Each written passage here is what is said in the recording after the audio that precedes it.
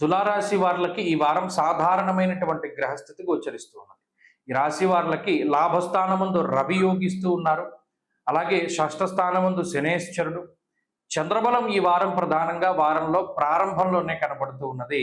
ఈ మూడు గ్రహాల తాలూకు శుభ ఫలితాలతోటి, అలాగే నవమ స్థానమందు గురుడి యొక్క అనుకూలతతోటి ఈ వారం నడుస్తుంది. ప్రత్యేకించి వ్యయస్థానమందు కుజుడు కానీ, కేతువుతో కూడి ఉన్నటువంటి కుజుడు, పంచమ స్థాన స్థిత రాహువు, అలాగే ఈ రాశి వారులని ఎక్కువగా ఇబ్బంది పెట్టేటువంటి గ్రహాల జాబితాలో, అంటే తక్కువ సంచారం చేసేటువంటి దశమంలో శుక్రబుధులు కొంత ఇబ్బంది పెట్టినప్పటికీ అదంత ప్రమాదకరమైనటువంటి విషయం కాదు.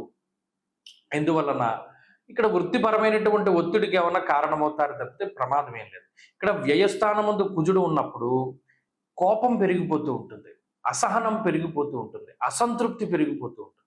మీరు గమనించండి, మిమ్మల్ని ఎవరు సాటిస్ఫై చేయలేరు.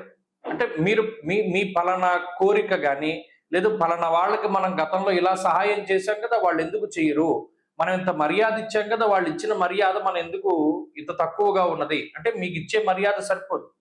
ఈ కుజుడు ఎంతసేపు కొంత అహంభావాన్ని పెంచుతూ ఉంటారు. అది తగ్గించుకున్న నాడు తులారాశి వారు బాగుపడతారు. అడ్జస్ట్ అయ్యేటువంటి మెంటాలిటీ ఎక్కువగా కలిగి ఉండాలి. ఎందుకు ఇది చెప్తున్నాను అంటే, మిగతా వాటి వల్ల ఏది ప్రమాదం లేదు. అటు ఆర్థిక పరిస్థితులు, ఆరోగ్య పరిస్థితులు, కుటుంబ పరిస్థితులు అన్నీ బాగానే ఉన్నాయి.